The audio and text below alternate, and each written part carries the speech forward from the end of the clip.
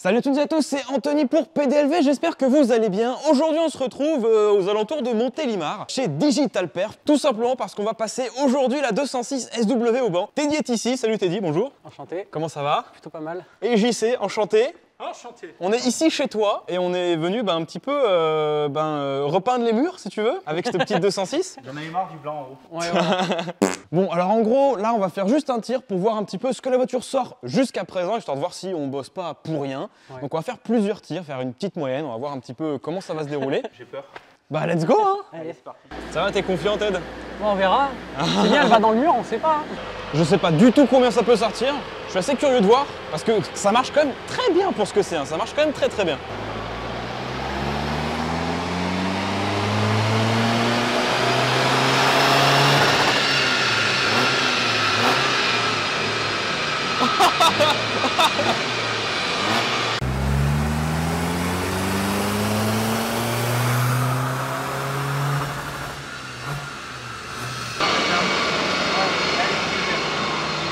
Bon, j'entends rien de ce qu'il raconte, Ouais, je vais en refaire une. mais ça a l'air bien. Bon, t'es content? T'es content? Ouais. Hey les amis, juste pour vous prévenir que cette vidéo est sponsorisée par Car Vertical et si vous ne les connaissez pas, ils proposent un super service qui permet de retracer l'historique des véhicules que vous voulez acheter. Alors c'est surtout pratique quand vous voulez acheter des véhicules qui viennent de l'étranger ou quand le vendeur du véhicule ne veut pas vraiment vous donner l'historique lui-même de la voiture. Au moins grâce à ça, vous tapez simplement la plaque d'immatriculation ou le numéro de châssis et la plupart du temps, vous allez obtenir un historique complet avec la liste des options, la couleur. Du coup, l'équipe de Car Vertical m'a envoyé une petite démo Peugeot 308 récente, essence, blanche, commercialisée en France, rien à craindre. Sauf que quand on fouille un petit peu en tapant l'immatriculation de cette Peugeot, on peut voir qu'il y a eu un petit problème avec un accident. Déjà, on voit qu'elle a été immatriculée en 2015, qu'elle a passé la plupart de sa vie en Suisse, de 2015 à 2021 sans souci. Et là, on peut voir que arrivé en mai 2021, c'est marqué « Dommage détecté ». Bizarrement, le mois d'après, la voiture était en vente en Pologne et bizarrement, le mois d'après, la voiture était en vente en Belgique. Tout ça pour se retrouver en septembre 2021 en France. Et quand on descend, techniquement, on a des photos. Ah bah voilà. En mai 2021, elle a bien été tartée, mais tartée sévère, mais genre vraiment sévère. Et ce qui est super avec Car Vertical, c'est qu'on a même des photos du crash, que c'était bien en Suisse, qu'elle avait le support de plaque suisse, etc. Donc jusque-là, pas de souci. Ils nous ont même entouré ce qui était complètement plié sur la voiture. Bon là, les airbags, pas de secret, c'est mort, c'est tout mort. Et quand on descend un petit peu plus, eh ben on voit que 2 mois plus tard, on dirait que c'est en Belgique ça, et elle est extraordinaire. Et ça, à mon avis, c'est sûrement les photos de l'annonce du vendeur belge qui les a revendues un petit français. Donc c'est un service très très utile, je m'en suis déjà servi, ça m'a déjà sauvé plusieurs fois. Et en plus je vous ai dégoté un petit code promo PDLV pour obtenir 20% de réduction, ce qui n'est pas rien.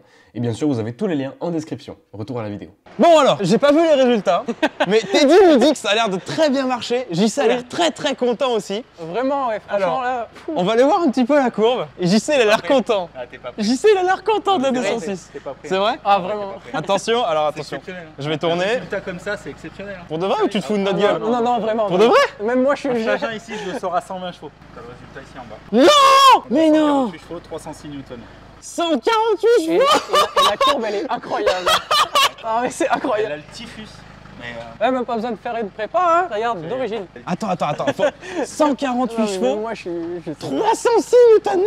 bah, j'y crois pas, c'est un truc de fou. Non, mais c'est. Quand je te dis. Non, vous avez fait de la merde, vous avez bidouillé un truc. Non, non, non, mais vraiment. Vraiment rien. T'as bien vu, tous les tirs, ils étaient pareils, hein. Les tirs étaient pareils. En termes de perte de transmission, on est à 9%. D'accord, dire pas du tout, non. Non, tu sais pas. Non, je comprends Ça, rien, c'est- moi, tout personne ne ça. montre ça, tu vois. Ça, je comprends Dans pas. l'aéroport, personne ne montre. Ok. 9%. En termes de perte de transmission, généralement, tu es entre 12 et 14% normalement. À 9%, tu es vachement bas. Donc ça veut dire que reflète pas c'est... la réalité de la voiture en sort encore plus normalement. Ah ouais, d'accord. Mais là, sur le banc, elle Donc sort ça c'est un résultat fiable sur ce banc, quoi. Voilà, c'est ça. Et mon banc est pessimiste. Hein. Il sort toujours un peu moins de chevaux. Donc c'est un coup, là, on a 800 chevaux, là. Hors taxe. Hors taxe. Bah bravo, Teddy, hein, franchement, Franchement, là. ça te défonce. Et merci pour la log du banc. Hein. Ouais, je t'en prie. Donc d'ailleurs, en parlant de ça, si vous êtes dans le 26 ou même dans les alentours de Montélimar, parce qu'on... On fait tout le quart sud-est. Hein. Tout le T'as quart Grenoble, sud-est, oui, Lyon, oui. Marseille, j'ai des gens de Montpellier qui viennent, Saint-Etienne. Eh ben, J'ai eu des mecs de Paris, de Strasbourg. globalement, si vous habitez en Europe, n'hésitez surtout pas à venir.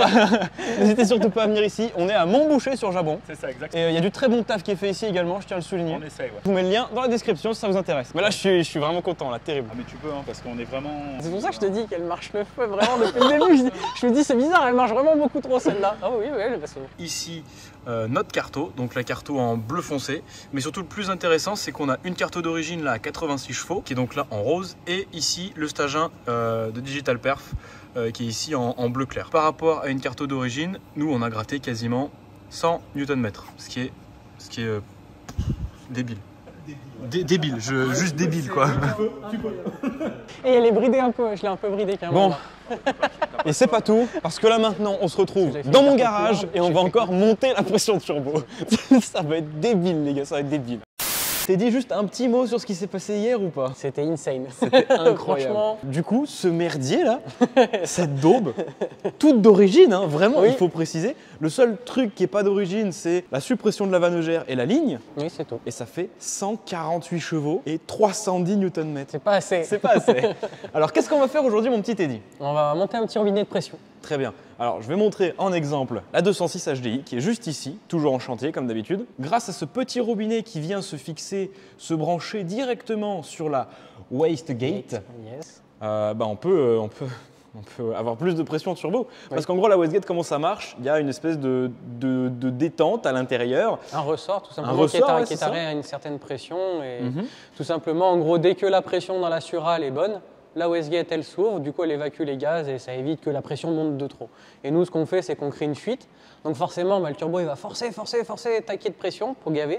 Et du coup, on va augmenter la pression en créant une fuite en fait, tout simplement. D'origine, le turbo souffle à 0,9 bar. Bon, là, on va être honnête, avec la carto gasoil plus qu'on a actuellement, Il fait on un instable et un de pic. Voilà, c'est ça. Donc en fait, hier sur le banc, on était à 1 bar 2 en pic, en pleine charge, mais on veut plus. Oui.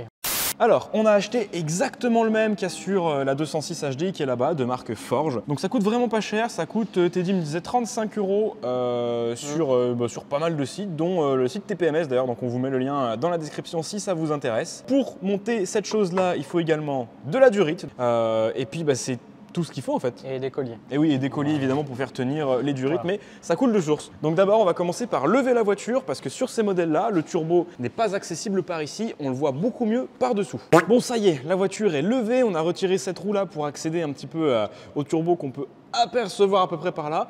Teddy va éclairer, moi je vais vous montrer dessous comment c'est fait. Bon, alors pour nous simplifier un petit peu la tâche, on a démanchonné, oui c'est ça, On a cette durite-là. démanchonné l'admission. C'est ça, ouais, on a démanchonné l'admission directement ici au débitmètre, puis enlevé du coup la vis là et la vis en dessous. Et normalement maintenant on est censé voir un petit peu mieux ce qui se passe. On doit enlever la durite bleue. Là. Alors, qu'est-ce que ça dit?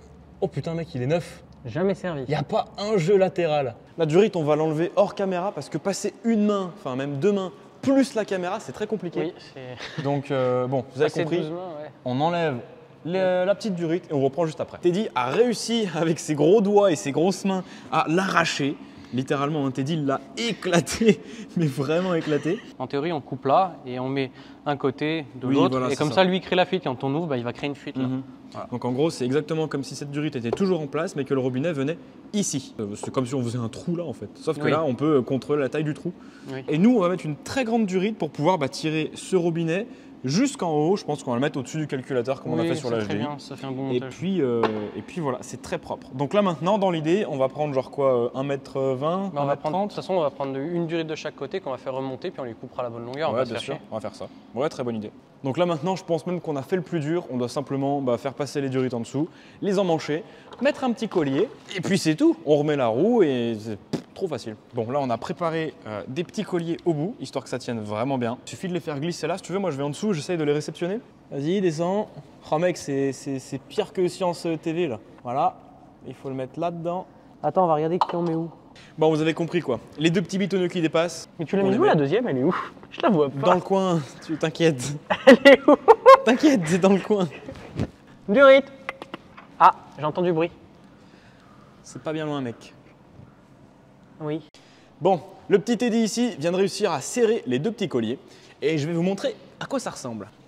Là, ah bah c'est parfait, regarde. Nickel. Et bah c'est parfait ça, Teddy. Je vais pas les vérifier, mais normalement Ah non, c'est serré là. c'est bien serré. C'est serré. Et là du coup, on a la durite qui vient ici. Il ne restera plus qu'à l'ajuster à la bonne longueur, la couper, mettre le robinet et putain c'est fini. Oui. Parfait. Et après, grâce à ça, je lance les paris, je laisse la même carto, on sort combien? Même carto Je avec laisse plus de tout pareil. pression. Oui, juste avec plus de pression. Je laisse Tu la penses même- qu'il y a assez de gasoil? Oui, il y a assez de Oui. gasoil, oui. Pas assez de gasoil pour mettre 2 barres, mais Non, il mais y a pas assez 2 de- barres. Oh putain. Vous pouvez monter ça chez vous, cependant, c'est bien d'avoir une carto adaptée parce que sinon il y aura beaucoup trop d'air et le mélange sera beaucoup trop pauvre. Et puis au final, il n'y aura pas plus de chevaux. Ah non, il n'y en aura pas plus. Voilà, carto adapté obligatoire quand on met un robinet de turbo. Mais blague à part, moi je dis 160 chevaux. Ok, let's go, on finit ça et puis avec un peu de chance, peut-être qu'à la fin de la vidéo, on sera encore sur le banc. On verra. Je suis trop chaud. Oh, ça va, ça rentre. Hein. Oui, non, mais ça ressortira pas. Ah non, ça ressortira pas. Ah oui, vous noterez Ça la fait petite effet ventouse. Ouais, la petite modification tuning Ah oui. avec le petit trait jaune. Ah oui, parce que d'origine, il n'y a pas de trait jaune. Et là, Oui. au moins, on sait de combien on a tourné le robinet. Voilà. On a fait un demi-tour, on a fait un quart de tour, on a fait 7 tours. On peut compter facilement. On fixe ça et puis après, c'est quoi les étapes? T'es dit, on essaye ou... De toute façon, en fait, le gros problème là de la voiture, c'est que l'embrayage, il est complètement rincé. Sur le banc, ça passe, mais dans la réalité... Il a patiné 2-3 passages quand même. Ah ouais, c'est vrai. Oui, je la soulage. En fait, sur le banc, du coup, pour éviter que l'embrayage il fasse comme ça, je la soulageais dès que. Parce que le banc, il nous demandait de réaccélérer à, je crois, 1005 ou 1006. Et du coup, dès que ça chargeait, l'embrayage faisait. Et du coup, je levais un tout petit peu le pied de la pédale, justement, pour éviter qu'il patine. Bon, maintenant, petit bonus, petit truc que j'avais envie de faire depuis très longtemps. T'es dit, qu'est-ce que c'est? Hein? Qu'est-ce que c'est? Devinez ce que Wow. c'est. C'est écrit dessus, c'est comme le port-salut. Exhaust temp in Celsius degrees. Pourquoi faire? Pour avoir tout simplement la température de nos gaz d'échappement. Oui. Alors ça, c'est une sonde qui peut être très intéressante quand on développe une carto. Pourquoi Teddy? On expliquera plus quand on. Et puis fera des surtout, essais, c'est des très tests utile quand on fait beaucoup de tirs au banc ou beaucoup de runs. où ça chauffe. Dès que ça arrive à une certaine température, il faut dire bon, là c'est la limite, on va pas tirer plus, ça peut être dangereux. Quand on a viré la vanne EGR, rappelez-vous, on a fait des petites plaques sur le collecteur d'échappement et juste ici sur le collecteur d'admission, regardez. Pour le collecteur d'admission, c'est là où on a branché notre mano, rappelez-vous. Et ici, on va donc venir y brancher le manomètre de température d'échappement. Alors pour ce faire, c'est très simple. Teddy, vu qu'il est très malin, il a réussi à faire une deuxième plaque. Et je l'ai déjà percé taraudé pour pouvoir mettre Parfait. la petite sonde. Magnifique. Et voilà la petite sonde. Donc là, elle est en filetage NPT, Un huitième. 1/8.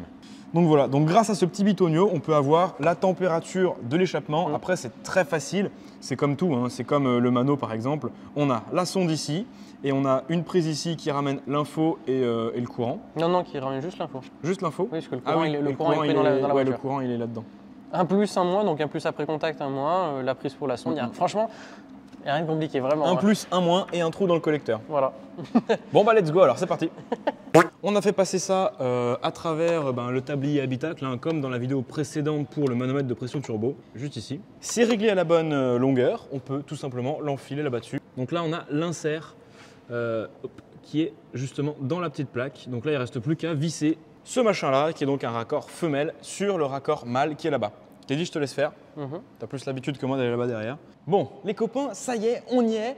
On a fait tout le branchement à l'intérieur. Venez voir un petit peu par là. Si vous voulez voir comment ça marche pour trouver un plus un moins, je vous mets le lien dans la description de notre précédente vidéo où dans laquelle on a monté le manomètre de pression turbo. C'est un montage provisoire. Bon oui, voilà, c'est un montage provisoire. Ça tient avec 2 colliers de serrage. Et là, on commence à avoir une caisse quand tu conduis qui ressemble vraiment à une caisse de run, quoi. Franchement. Techniquement, si je démarre, la température devrait monter en flèche directement. Non, elle monte tout doucement, tu verras. Ouais, mais elle va pas rester à 27 degrés, quoi. Non, non. 29, 31, 32. Eh, c'est rigolo, hein. Bon, bah c'est cool, ça fonctionne super bien. Et ça vient d'AliExpress et ça coûte genre 20 balles, un truc comme Ouais, c'est ça, il me semble. ça. Qu'est-ce qu'on fait? Est-ce qu'on va faire un petit tour très rapidement, juste histoire de voir à quoi ça ressemble? Allez, c'est Darty. Juste pour vous montrer quand même, avant de partir faire un petit tour, voilà à quoi ça ressemble quand on vient ici. On a bien la petite sonde qui est branchée sur la plaque. Donc Voilà. c'est quand même un montage relativement propre, hein. Vu le manque de place qu'il y a derrière, c'est quand même très très propre. Mais voilà, globalement là on est déjà à 250 degrés, vous allez voir dès qu'on va accélérer un tout petit peu. Oh putain mais ça marche. Ça faisait longtemps que je l'avais pas essayé. Et voilà, on a déjà chopé 400 degrés là. Voilà. Bon, t'es dit, moi je propose qu'on rajoute un peu de pression turbo. Donc là on a regardé, effectivement en pic on est bien à 1 bar 2 toujours. On met combien? On met pas beaucoup. À un quart de tour. Un quart. Déjà pour se rendre compte de ce que ça fait. Donc robinet fermé, on était bien à 1,2 bar. On va voir, on a fait un quart de tour, on va voir à quoi ça ressemble.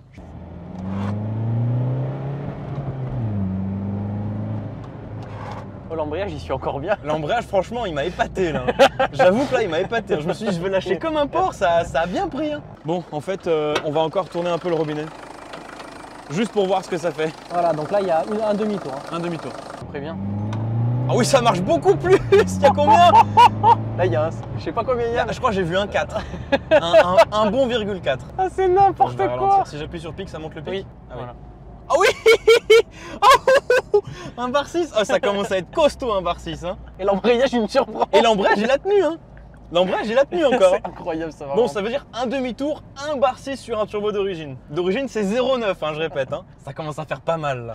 Ça commence à faire vraiment pas mal. Abusé. En double ou. Ah non, c'est chaud là. Moi, je propose, on s'arrête là comme ça pour aujourd'hui. Et je te propose qu'on voit sur le banc jusqu'où on tourne. Vas-y, pas de soucis. Ok. On fait comme ça. Allez, bon. On va installer ce foutu capteur map. Yes. Bon les copains, ça y est, on se retrouve maintenant pour l'installation du capteur map. Alors, il faut savoir que les 2 litres HDI 90 d'origine n'ont pas de capteur map. Par contre, les 2 litres HDI 110 ont un capteur map d'origine. Donc là, on va un petit peu faire un montage type HDI 110. Exactement. Et pourquoi faire, Teddy? Tout simplement parce que, comme je le disais hier, le débitmètre il sature. Il y en a qui ont dit on pourrait mettre un débitmètre plus gros. Il y en a certains qui ont fait des essais, notamment Julien, coucou Julien, où les débitmètres ils saturent quand même. Donc du coup, pour éviter d'être tout le temps en saturation de débitmètre, soit on l'enlève, soit on peut essayer de faire ça avec un capteur map pour pouvoir bosser un peu mieux que d'avoir un débitmètre off. Un petit capteur map type General Motor. Chinois. Voilà, il est bleu, c'est Ça, écrit c'est- 3 barres, ouais. fourni avec son petit faisceau et donc il faudra raccorder, donc Ok. rien de compliqué. Et donc ça, en fait, on vient y récupérer sur le faisceau moteur d'origine qui Oui. va sur le calculateur, Voilà. c'est ça? On va le récupérer directement au cul du calculateur parce qu'en Ok. fait le faisceau sur les 110, il y a déjà les pins qui sont dans les broches et là ils y sont pas, donc nous on va les rajouter, donc on va Ok. montrer comment on démonte les broches, donc, rajouter les pins. en fait, tu veux dire que sur la prise d'origine, Oui. il y a il y a des les emplacements, de toute manière ils sont vides et Ils nous, sont on va- vides, ok. voilà, on va Ok, rajouter. d'accord. Et là, je suis en train de préparer la petite plaque pour installer la nouvelle durite du capteur map qui servira à mesurer la pression d'admission. Et pendant ce temps-là, Teddy est en train de connecter les pins au calculateur et de préparer la nouvelle cartographie. Bon, ça y est les copains, après j'ai envie de dire une bonne heure, 1h30 de galère sur cette voiture, sur la carto et sur 2-3 petits réglages à gauche à droite. J'ai le plaisir de vous annoncer que Teddy a réussi à faire marcher le capteur map sur ce moteur-là qui n'en a pas d'origine et c'est reconnu par le calculateur et c'est reconnu par le diagnostic Peugeot. Et ça, je trouve ça incroyable. Il est Vraiment, comme je te un jure, dingue. je suis comme un dingue. On est sur les mesures en temps réel et tac tac tac, on a bien pression turbo mesurée. 980 millibars. Donc ça, en gros, c'est la pression atmosphérique, quoi. Oui.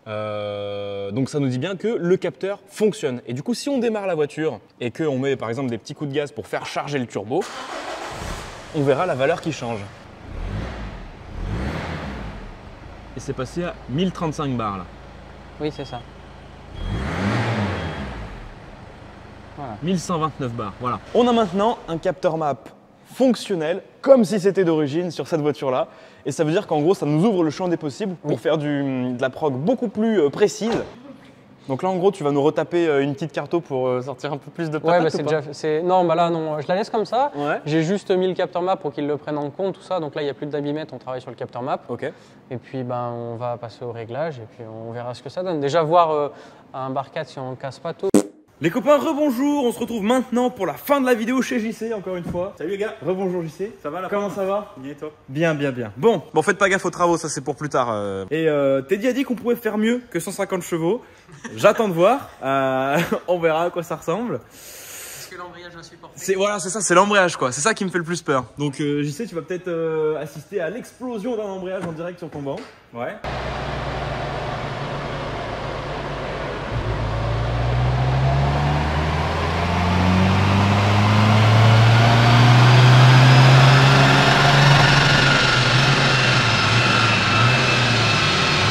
Regardez la pression de turbo. Ouais, un bar 4. Un bar 4 à peu près. Elle prend bien sa pression. Ouais. Donc là, on a pris 200 grammes de plus que la dernière fois. La dernière fois, on était à 1 bar 2. La courbe est déjà plus haute que la dernière fois. Bon, on va voir à quoi ça ressemble. Ouais. On n'a absolument pas changé la carto, on a gardé la même carto, donc même pression gasoil, tout pareil. Il y a juste 200 grammes de plus au turbo et ça nous sort donc beaucoup plus de couple. La dernière fois, on était à 306 Nm, là on est passé à 336 Nm et on est passé des 148 chevaux à 154 chevaux. Et on peut voir qu'à chaque fois, la courbe, c'est la même, mais juste un peu plus haut. Ouais, on va remettre un peu de pression. Ouais. Bon, il manque un peu de gasoil en haut, mais c'est pas grave. On fait quoi? On fait d'abord un tir comme ça, juste Oui, avec de la pression, ouais, pression. turbo plus. Oui, oui, les Et puis si EGT ça sont manque, bien. on rajoute du gasoil. Alors, mais combien? Eh bien, comme la dernière fois, un tout petit peu plus. Je crois que c'était un quart qu'on avait rajouté, non? C'est beaucoup là. Oui, un quart. Il était là, on l'a mis là. Bah, j'ai mis un peu plus d'un quart, mais bon, on s'en fout. Vas-y, on va voir ce que ça fait. Oui. Un bar 6 sur un turbo d'origine, c'est parti. Ah, il y a eu plus. Il y a eu un bar 7.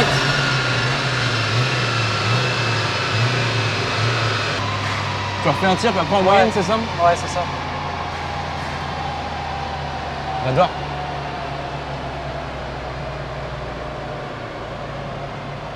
Et vous allez voir en pic là quand il charge d'un coup. Un 6, un 7.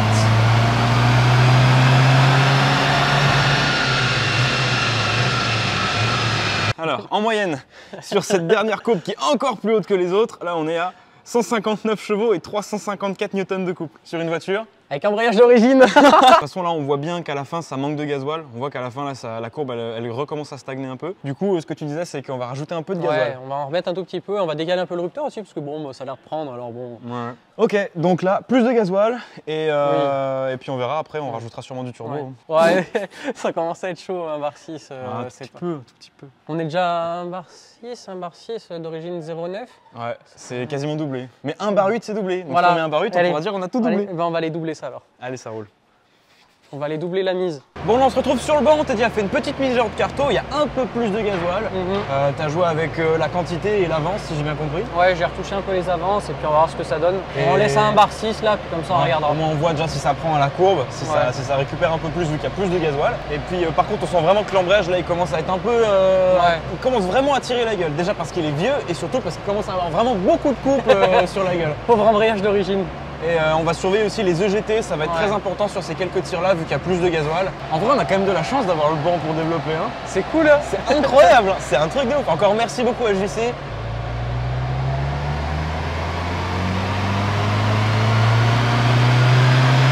Ah oui.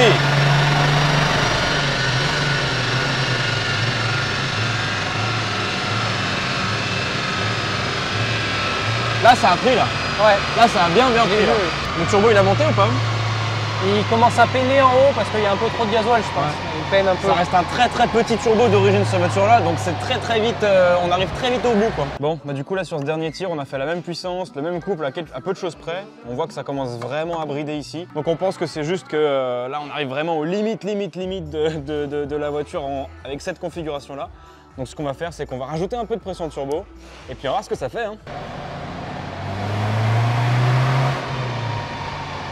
Combien? J'ai pas regardé. Regarde pas. Oh putain, oh putain. Ouais. On est à fond. Ça veut dire on est vraiment à fond de ce qu'on peut faire avec cette config là. On peut plus rien gratter. Là on est à fond là. Parce que là le turbo il a pris quasiment 2 bars. Et pas plus de chevaux. Vraiment pareil, 160 pareil. Elle stagne depuis quelques passages. Malgré les 2 bars. À mon avis, faut pas trop chercher parce qu'on va casser un truc là. T'en penses quoi, Ted? On va refaire un tir. Il est serein, il s'en fout. Moi, je commence à me chier dessus là.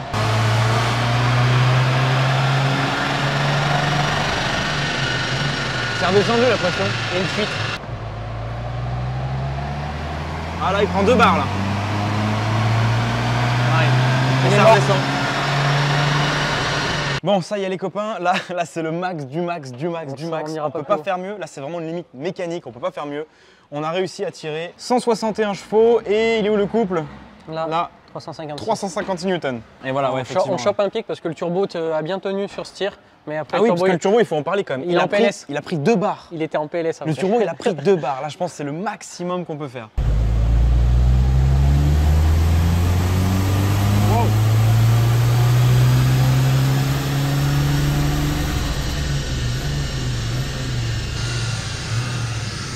Pas mieux. Hop là. Bon, alors du coup on peut voir sur les derniers tirs qu'on a réussi à taper 161 chevaux. Donc globalement c'est à peu près ce qu'on a fait tout le long sur les hautes pressions. Mais par contre 370 de couple. Et ça on pense que c'est justement parce qu'elle avait bien refroidi. Ouais. On l'a laissé refroidir bien 1 heure et des patates je pense. Et l'émission était encore chaude. Bon ça y est les copains, on sort de la voiture avec les derniers chiffres tout chauds qui sortent du four. Bon alors finalement la petite conclusion c'est que plus de pression de turbo ça veut pas forcément dire plus de puissance. Et du coup là on a attendu un petit peu plus longtemps avant de refaire des tirs pour voir si en laissant la voiture refroidir un petit peu on allait gratter des chevaux. La réponse est Non. Pas de chevaux, mais du couple, oui. Ouais, 161 chevaux. 161 chevaux et presque 370 Nm. Pareil, une courbe d'origine, on gagne... Ça fait 100, en gros, ça fait 160 Newtons de plus. Alors évidemment, c'est une config qu'on va pas vous conseiller à vous qui regardez cette vidéo-là. Pourquoi pourquoi, Teddy? Pour moi, c'est pas fiable, mais bon, Ouais. après, ça n'engage que moi. Non, j'y crois pas non plus. Après, voilà, pour faire un petit peu le con comme ça, c'est rigolo. Et puis surtout, l'embrayage d'origine, là, il faut dire au revoir. C'est d'ailleurs pour ça qu'on vous fait les mesures de cette vidéo-là sur banc. Alors là, j'imagine même pas, on n'a pas essayé, hein, mais avec 370 Newtons sur la route, mais je pense que l'embrayage, il reste collé au volant moteur. Je pense que là, c'est fini, là. Comme ça, là. Un truc de fou. Là, on est aussi vachement bridé parce qu'on n'a pas d'échangeur sur cette config-là. Surtout les changeurs. Ouais. Et du coup, prochaine vidéo. Et peut-être d'autres pièces, qui sait, on ne sait pas. Voilà. Donc la série, on est encore juste au commencement. Rassurez-vous, il y a encore beaucoup de choses à voir sur cette voiture-là. Ça va être encore très très intéressant. Encore une fois, un grand merci à JC qui est part là-bas dans les bureaux. On lui fait des gros bisous. Et puis, je vous mets quand même un lien en description si jamais ça vous intéresse. On est dans la Drôme, dans le 26. N'hésitez surtout pas, il y a du personnel compétent. C'est pas Teddy qui fait les cartos, je vous rassure. Un grand coup de plus 2. Quelle grosse merde cette caisse.